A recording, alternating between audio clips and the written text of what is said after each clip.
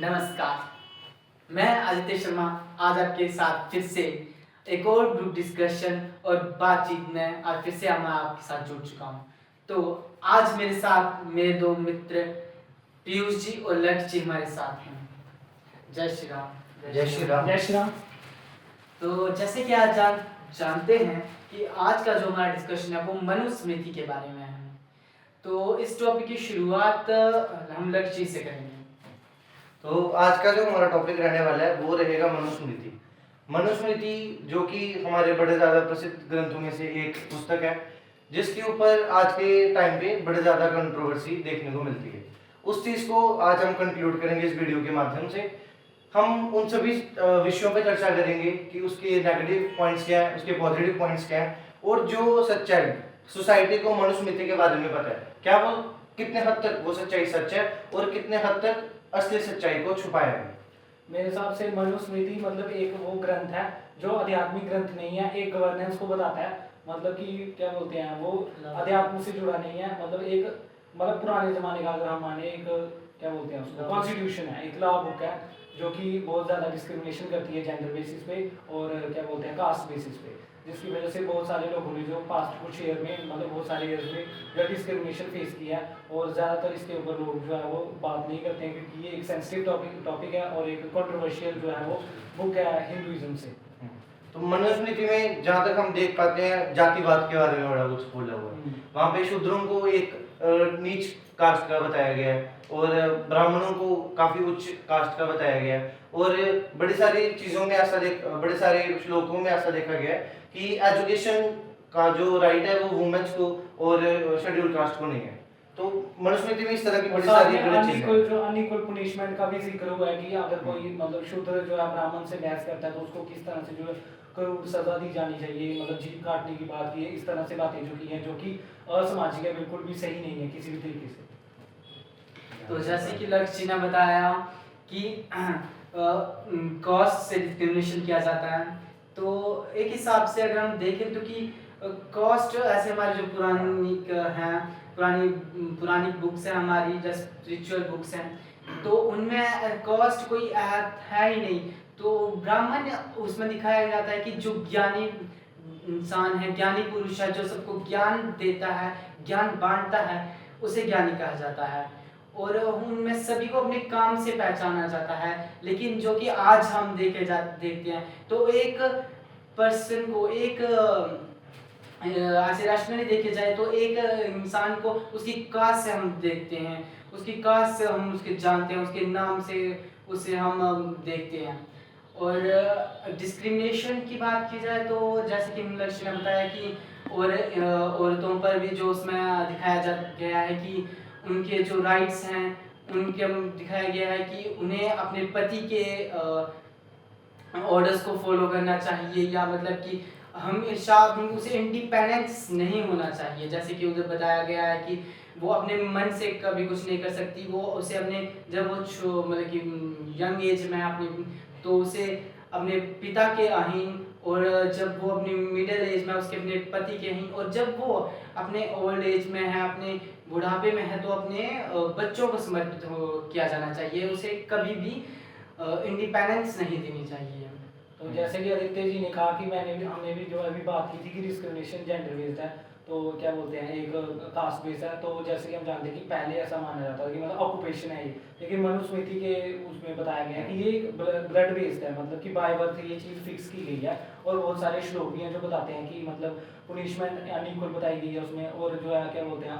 मतलब कि social hierarchy है, जो बड़ा है वो बड़ा ही रहेगा, मतलब बाय बर्थ है, और जो छोटा है वो छोटा रहेगा, तो उसको डिस्क्रिमिनेशन वगैरह फेस करनी पड़ती है, वो श्लोकों में है। तो मैं तो मतलब मनुस्मृति को मतलब अपने ओपिनियन से देखूँ तो वो एक गलत ग्रंथ ही है, सही नहीं है, उसके ऊपर बड़ी ज़्यादा कंट्रोवर्सी है। और आज के टाइम से हो या पहले के टाइम की बात हो, जो डिस्क्रिमिनेशन है वो चीज़ गलत ही रहेगी। तो इसीलिए मैं खुद लक्ष्य से जानना चाहूँगा कि वो क्या सोचते हैं इस बारे में, और क्या हम जो सोचते हैं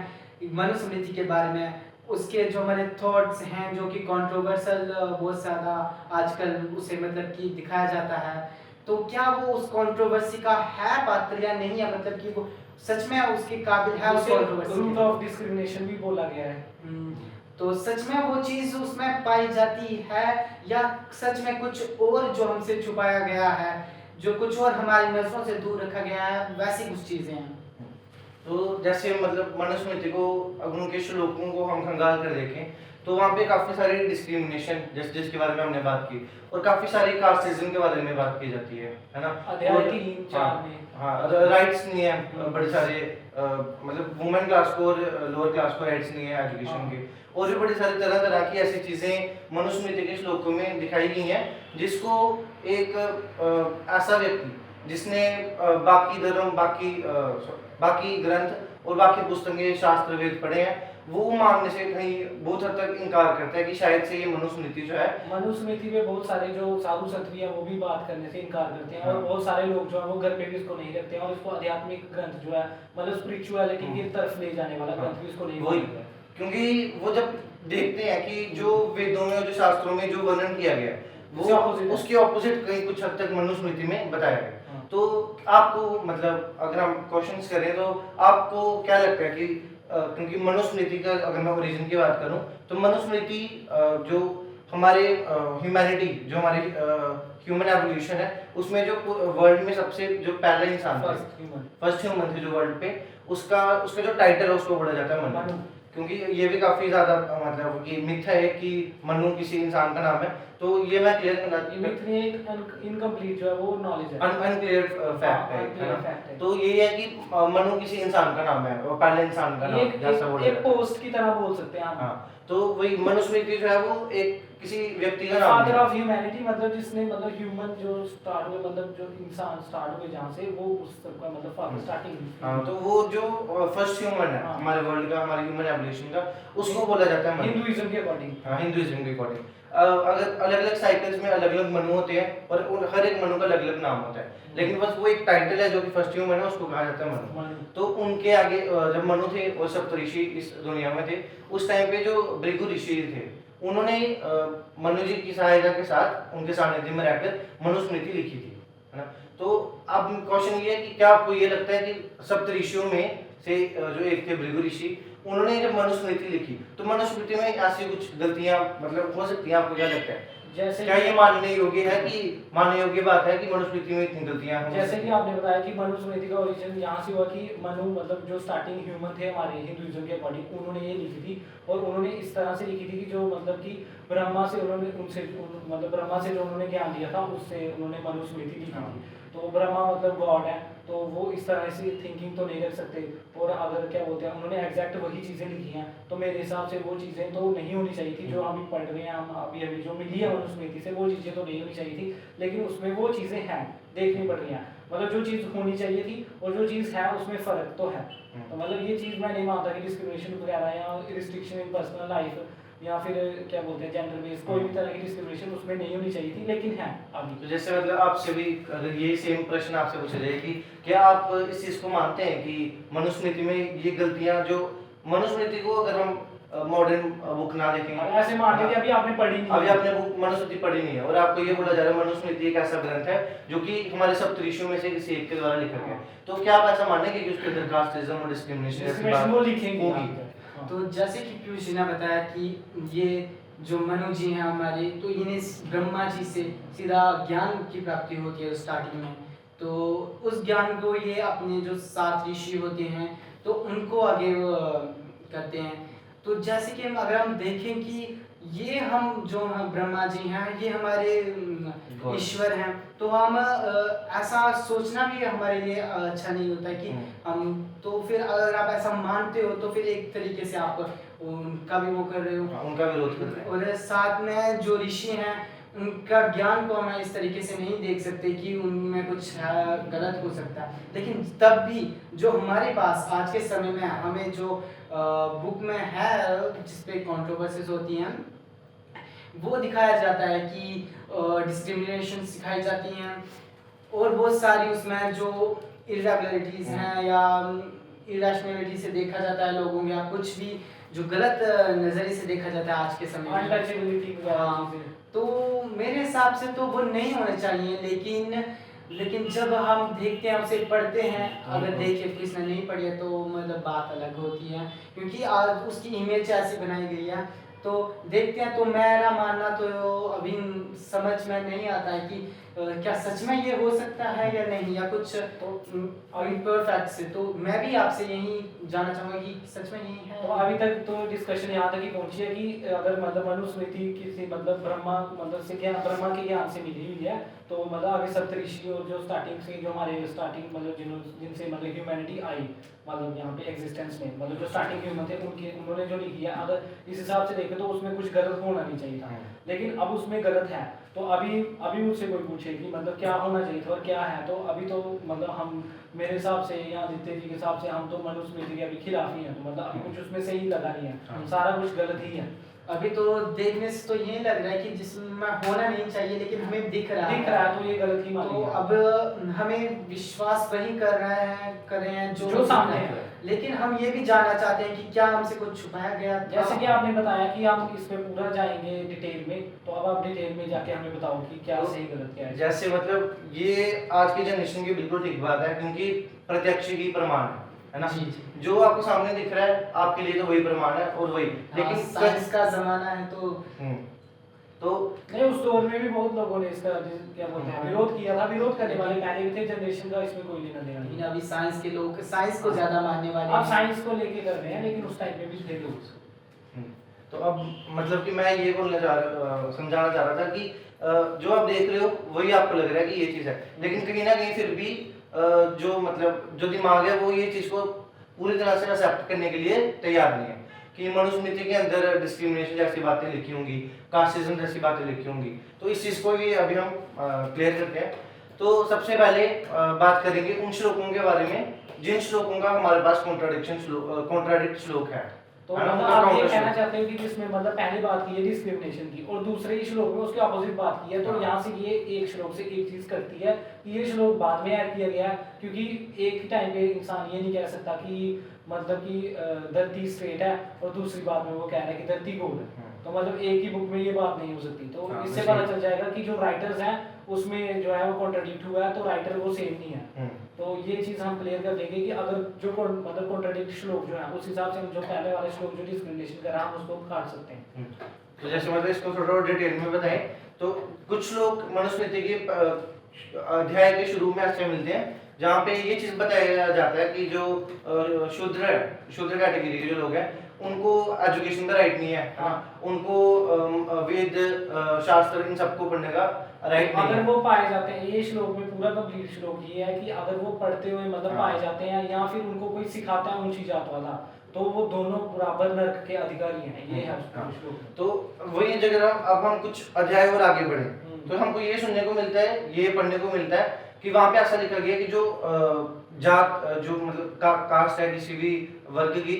जो भी किसी भी इंसान का जो भी वर्ग से वो बिलोंग करता है वो फ्लेक्सिबल है। मतलब अगर किसी शूद्र का बेटा अगर बड़े ज्यादा शास्त्र वेदों का कास्ट भी दरअसल एक रिजिड वर्ड ही आया, बाद में आया। हाँ, वो बाद में आया। तो वही मैं बात कर रहा था कि शूद्रों को जैसे पहले श्लोक में बताया गया राइट टू एजुकेशन नहीं है, लेकिन बाद में उनको क्या ये बोला गया कि कास्ट जो है वो फ्लेक्सिबल है। या फिर जो ये श्लोक मैंने देखा था उसमें उन्होंने ये बात की थी कि मतलब कि अगर कोई मतलब कोई और वर्ग का इंसान है, वर्ण का इंसान है, वर्ण वर्ड यूज किया वहाँ पे, तो वो अगर सीखता है किसी और वर्ण मतलब ब्राह्मण की मतलब काम सीखता है, मतलब संस्कृत वगैरह टीचिंग लाइन में जाता है, तो वो ब्राह्मण हो जाएगा। ये बोला। तो वही अब ये श्लोक जो है ये कॉन्ट्राडिक्ट करता है एक दूसरे को, है ना। मतलब उन्होंने पहले बोला कि सीख नहीं सकते, दूसरे में बात करेंगे सीखेंगे तो आ जाएंगे, मतलब पहले वाला है नहीं। ये हम मान सकते हैं कि एक ही इंसान का ये दो ही मानसिकता, क्योंकि वही बात जो हमने पहले भी डिस्कस की थी कि मैं ही बोल रहा हूँ कि जो अर्थ है वो स्ट्रेट है और मैं बोल रहा हूँ कि अर्थ जो है वो स्फेरिकल है, तो ये बात को सेट मिक्सिंग है उस मतलब समथिंग कुछ इम्प्योर्ड है। हाँ, तो ये चीज बात समझाना चाह रहा था मैं कि कुछ लोग ऐसे हैं जो कि ऐड ऑन की है ना, लेकिन अब हर एक श्लोक का तो आपको कॉन्ट्राडिक्ट मिलेगा नहीं, क्योंकि अब जो मेन वीडियो का जो मेन पार्ट है वो स्टार्ट करते हैं, एक एग्जांपल से स्टार्ट करते हैं हम, ठीक है। वो एग्जांपल है मतलब ये फिक्शनल एग्जांपल है, कुछ भी इसमें रियल लाइफ से बेस नहीं है जो कि मैं एग्जांपल मेरी खुद से जनरेट की गई है ना। तो इस एग्जांपल में बात करेंगे हम एल्बर्ट आइंस्टाइन की। सब जानते हैं एल्बर्ट आइंस्टाइन कौन थे, फिजिक्स के एक बड़े ज्यादा प्रसिद्ध, जिनको फादर ऑफ फिजिक्स भी बोला है। जिनको 1 से 2 बार नोबेल प्राइज भी मिला हुआ है ना। तो उन्होंने थ्योरी ऑफ रिलेटिविटी दी थी, जिससे फिजिक्स का मैक्सिमम क्वेश्चन आज जो हम फिजिक्स पढ़ते हैं उसका मैक्सिमम क्वेश्चन जो है थ्योरी ऑफ रिलेटिविटी पे डिपेंड करता है काफी ज्यादा हद तक। तो उनकी बात कर रहे हैं, फिक्शनल एग्जांपल है, फिर से एक बार डिस्क्लेमर दे रहा हूँ। तो इसमें हम बोल रहे हैं कि एल्बर्ट आइंस्टाइन थे, ठीक, उन्होंने एक बड़ी ज्यादा फिजिक्स के ऊपर बड़ी ज्यादा अच्छी एक बुक लिखी, ठीक है, उसको उन्होंने अपने ऊपर ही नाम डाल दिया एल्बर्ट आइंस्टाइन, और हम तीनों जो है वो साइंटिस्ट हैं, ठीक। अब हमारा उस बुक को लेके मतलब कैसा परसेप्शन होगा कि हम सुनेंगे कि साइंस की फील्ड के इतने बड़े साइंटिस्ट ने मतलब Nobel prize winner Albert Einstein कोई बुक लिखते हैं तो हमारा इंटरेस्ट होगा और हम उस पे मतलब जो बिलीव भी करेंगे, मतलब मान लेंगे उनकी जो भी बात होगी उस पे आगे हम वो चेक नहीं करेंगे, क्रॉस चेक नहीं करेंगे क्योंकि उन्होंने अब क्या होता है, एक दूसरा साइंटिस्ट था उसी इरा का जब एल्बर्ट आइंस्टाइन इस धरती पर थे, ठीक, वो दूसरा साइंटिस्ट एल्बर्ट आइंस्टाइन को एक लेटर लिखता है जिसके अंदर वो अपनी थ्योरी प्रपोज करता है ना, उनको बोलता है कि ये मेरी थ्योरी है तो आप इसके ऊपर चेक करो कि ये थ्योरी कितने हद तक ठीक है और कितने हद तक गलत है, ठीक। तो एल्बर्ट आइंस्टाइन क्या करते हैं, उन्होंने उनकी थ्योरी पढ़ते हैं तो वो उसको ये फीडबैक देके रिजेक्ट कर देते हैं कि मुझे इस थ्योरी पर थोड़ा डाउट है। वो ये नहीं बोलते कि मुझे ये थ्योरी जो है ये ठीक नहीं लग रही है या वो ये थ्योरी यहाँ से इस पॉइंट पे आके गलत हो जाती है, वो ये बोलते हैं मुझे इस थ्योरी पर थोड़ा डाउट है। तो वो जो दूसरा साइंटिस्ट था जिसकी वो थ्योरी थी उसको वो बड़ा ज़्यादा मतलब फील होती है वो चीज़ की, मानता हूँ मैं कि आप बड़ी ज़्यादा अच्छी एक वर्ल्ड में एक अच्छी पोजीशन पे हो, नोबेल प्राइज विनर हो और फिजिक्स की दुनिया में काफ़ी काम कर चुके हो, लेकिन अगर आपको कोई थ्योरी प्रपोज कर रहे हैं तो आप उस थ्योरी को अच्छी तरह से पढ़ो और उसके जो ड्रॉबैक्स हैं उस थ्योरी के वो आप हमको फीडबैक में लिख के दो। सीधा ये बोल देना कि डाउट लग रहा है, ये उनको अच्छा नहीं लगा, सेटिस्फाई नहीं कर पाया। हाँ, तो उनको इस चीज़ के लेके उनको थोड़ी जेलसी हुई और थोड़ा फ्रस्ट्रेशन हुई कि मेरी इतनी सालों की मेहनत एल्बर्ट आइंस्टाइन, हाँ एग्जांपल, एल्बर्ट आइंस्टाइन ने एक साइड में बस और ये बोल के डाउट लग रहा है मेरे को तो प्रपोज नहीं किया जा सकती आगे, ठीक है। तो अब क्या एल्बर्ट आइंस्टाइन को पब्लिश करते हैं अपनी, है ना, उसने थ्योरी ऑफ रिलेटिविटी के बारे में बताया हुआ है, थ्योरी ऑफ रिलेटिविटी के बारे में बताया और वहाँ पे ब्लैक होल्स के बारे में बताया, हर एक चीज़ के बारे में बताया हुआ जो कि साइंस की फील्ड में बड़ी ज़्यादा इंपॉर्टेंट है, ठीक। अब शुरुआती दौर में जब वो बुक पब्लिश हुई थी तो वो साइंटिस्ट के हाथ में मतलब वो बुक लग जाती है एल्बर्ट आइंस्टाइन की, तो अब वो साइंटिस्ट के मन में बदले की भावना होती है, जो रिजेक्ट हुआ था, हाँ, जो जिसको रिजेक्ट किया था ये बोल के डाउट है, हाँ। तो अब वो साइंटिस्ट क्या करता है, एल्बर्ट आइंस्टाइन की वो इतनी सही बुक साइंस के रिलेटेड वो बुक लेता है और उसके अंदर अपने इम्प्योरिटीज ऐड कर देता है, अपने विचार वो रखता है। फॉर एग्जांपल वो बोल देता है कि ग्रेविटेशन जैसी कोई फोर्स इस धरती पर ग्रेविटी फोर्स नहीं है जैसे, वो बोल देता है कि ब्लैक होल जैसी कोई चीज इस धरती पे एग्जिस्ट इस यूनिवर्स में एग्जिस्ट नहीं करती, वो ऐसी कुछ चीजें उसमें लिख देता है। वो ये बोल देता है कि ऐसी बड़ी सारी यूनिवर्स में चीजें हैं जिनकी स्पीड जो है वो लाइट से कई गुना ज्यादा हो सकती है, जो कि एग्जिस्ट नहीं होती, जो कि होती नहीं है। स्पीड ऑफ लाइट जो है वो मैक्सिमम लिमिटेड स्पीड है जो कि सेट है पूरे यूनिवर्स में। ऐसी कुछ चीजें वो उस बुक में एडिट कर देते हैं, इम्प्योरिटी ऐड कर देते हैं, ठीक। अब वो बुक आती है हमारे पास, हम उस बुक को पढ़ते हैं तो क्योंकि हम साइंस को जानने वाले हैं, हम भी साइंटिस्ट हैं, हालांकि as compared to Albert Einstein हम बड़े ज़्यादा छोटे उसके लेवल में, छोटे लेवल में उसी फील्ड में छोटे लेवल में पॉइंट में अभी, हाँ, है ना। तो लेकिन जब हम उस बुक को पढ़ेंगे तो हमको समझ तो आएगी बुक में क्या लिखा है क्या नहीं लिखा। तो जब हम अभी हमने फर्स्ट कुछ चैप्टर्स पढ़े जहाँ पे उन्होंने लिखा है ग्रेविटेशन जैसी कोई चीज़ नहीं है, वही जब हम ग्रेविटेशन चैप्टर पे वहाँ पहुंचे जो एल्बर्ट आइंस्टाइन के द्वारा लिखी गई बुक में था, जब उन्होंने वहाँ पे देखा तो वहाँ पे उन्होंने लिखा कि सोलर सिस्टम जो साथ में अभी एज अ सिस्टम जो एग्जिस्ट कर रहा है वो कर रही है ग्रेविटेशन फोर्स की वजह से, रोटेशन है ना। जो भी अगर वो कंबाइंड है, अगर अर्थ सन से दूर नहीं जा रही, अगर जुपिटर एक ही पर्टिकुलर ऑर्बिट में चक्कर काट रहा है तो वो ग्रेविटेशन फोर्स की वजह से जो कि अर्थ और जुपिटर के बीच में एग्जिस्ट कर रही है, तो मतलब उनके अकॉर्डिंग ग्रेविटेशन फोर्स की वजह से सब कुछ एग्जिस्ट कर रहा था। तो जब हमको देखते हैं कि स्टार्टिंग में तो कहा गया कि ग्रेविटेशन फोर्स एग्जिस्ट नहीं कर रही, बाद में कहा कि ग्रेविटेशन फोर्स एग्जिस्ट कर रही है और उसकी वजह से सब कुछ हो रहा है, कॉन्ट्रडिक्शन लगा। और उसके बारे में डिटेल्ड इन्फॉर्मेशन हमको पहले से थी ग्रेविटेशन के बारे में, तो हम ये वाला थॉट जो है वो काट देंगे कि ग्रेविटेशन एग्जिस्ट नहीं करती। और साथ में दो बातें आ गई तो हम वो सही वाली जो हाँ, है वो उस पे जाएंगे, अब बात आती है स्पीड ऑफ लाइट पे। अब ऐसा हम मान लेते हैं कि स्पीड ऑफ लाइट के ऊपर भी उन्होंने चर्चा की है अल्बर्ट आइंस्टाइन ने आगे, हमने उसको भी कॉन्ट्राडिक्ट कर दिया। और उस पे भी 2 बातें हैं। उस पे भी 2 बातें हैं, हमको उसके बारे में थोड़ी ऑलरेडी नॉलेज थी, हमने बाकी भी साइंस की बुक्स पढ़ी हैं, तो हमको नॉलेज थी, हमने उस बात को कट कर दिया कि नहीं स्पीड ऑफ लाइट जो है मैक्सिमम स्पीड है, आगे जो लिखा है वो ठीक लिखा है। अब बात आती है ब्लैक होल पे। ठीक, ब्लैक होल पे उस दूसरे साइंटिस्ट ने ऐड किया था वो इम्प्योरिटी ब्लैक